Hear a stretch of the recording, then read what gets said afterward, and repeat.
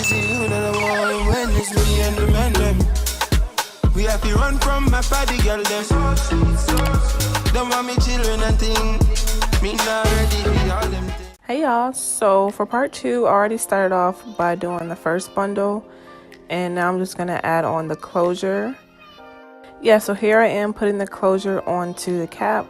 I'm going to put the closure about, I'm not even going to say an inch. It's going to be like, I don't know exact measurements, but like a little bit above the cap. I'm not going to put where it ends, like right on the cap. I'm going to put it a little bit above the cap. Then I'm just going to take some T-pins and pin it down to the mannequin head. And now that I have it all pinned down, I'm just going to take the rest of the hair and pin it up out of the way so that I can start sewing. And now I'm going to start sewing the closure down, and I'm just going to sew pretty close together so that it's secure, and then I'm going to make sure that it's completely flat because I don't want any like bumps or folds in the closure once it's done. And so yeah, I'm just sewing all the way around. It's pretty simple. There's no specific way to do it. I'm just starting it off and tying it in a knot so that the thread doesn't come loose.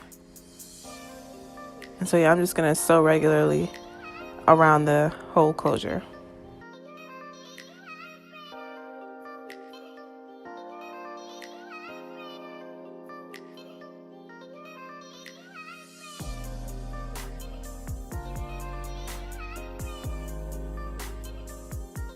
And I just did the same thing. I'm going around, I just did the exact same thing on the other side.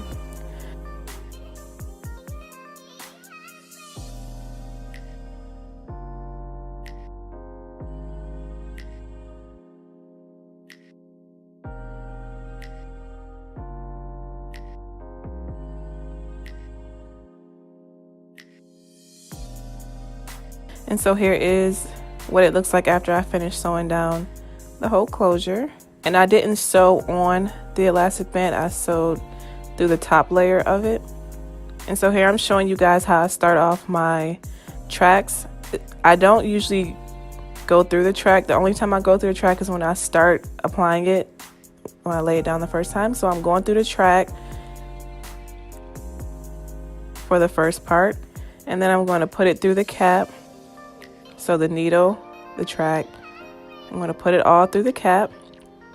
And so I'm going to take the needle, then open up the thread because it's tied at the end. So I'm going to open it up, put it over the needle, and then pull the needle through to create a little knot. Then I'm going to sew through again. I'm not going to go through the track this time. I'm going to go under the track. I'm going to sew through, take the thread, wrap it around 2 or 3 times, and then I'm going to pull it out, and that creates another knot.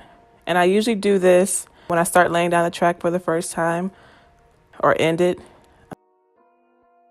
So I just make a couple knots, and then I start sewing down the hair regularly. And when I started the tracks, I did the same thing. So you're going to see me just go back and forth from one side of the cap to the other side of the cap, and then fold it over. So when you start your track, even though I started off showing you guys just one bundle already done, I'm literally doing the same thing over and over again. I'm just taking the hair from one side to the other and then flipping it over. And once I flip it over, I tie the little knots by putting the needle through the cap, wrapping the thread around it, and pulling the needle through again to create the knot. So I'm just going to do that back and forth. But in a little bit, I'm going to show you guys exactly how I flip over the tracks so that it lays flat.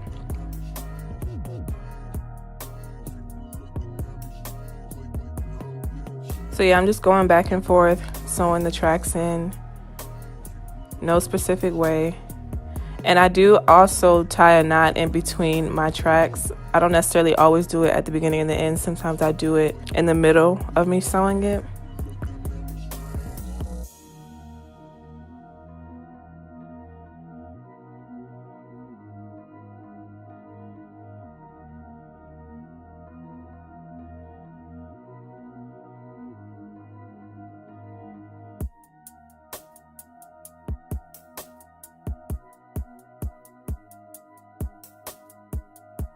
So I'm about to run out of thread, so I go ahead and knot it so that I can bring my other piece in.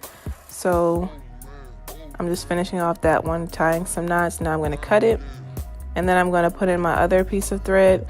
So I'll usually put in my other piece of needle and thread like right before the knot.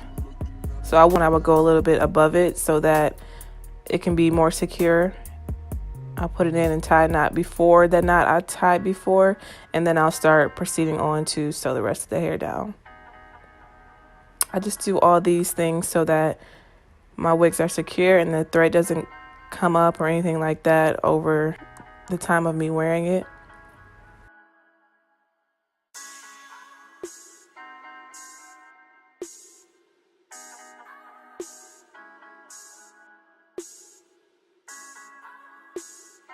So yeah, I'm just going all the way to the end of the end till it meets the closure.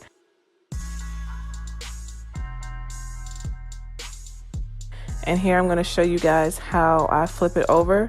So now that I'm at the end of the closure, I'm just sewing as regular. Now I'm going to flip it over and then put the thread and the needle through the cap. And then I'm going to take the other piece of thread, wrap it around a few times and create a knot, and then pull it through. And you can do this either one time or two times. I believe on this part I just did it once, and then you can continue on to sew down the rest of the tracks. And so here I'm just showing you guys that once you get going back and forth, you'll get a big U. So once you get to that U to where you can't really get to the side of the closure anymore, you'll start sewing horizontal, so back and forth to just cover up that U.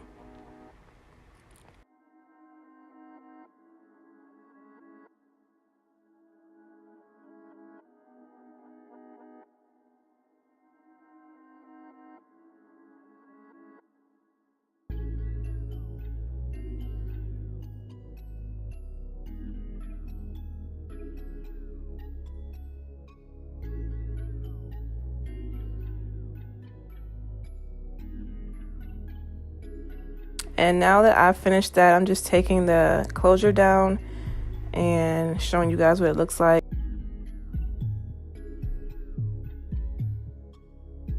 And then I'm just going to cut out the cap from underneath the lace closure. So for the next video, I'm going to be showing you guys how I customize the closure so that it looks like, you know, pretty natural, kind of like a frontal. And then I'm also going to show you guys how I install it. So yeah, if you're interested in seeing how I do that, then make sure you continue to look out for the video. And yeah, I'll see you in the next video. Bye.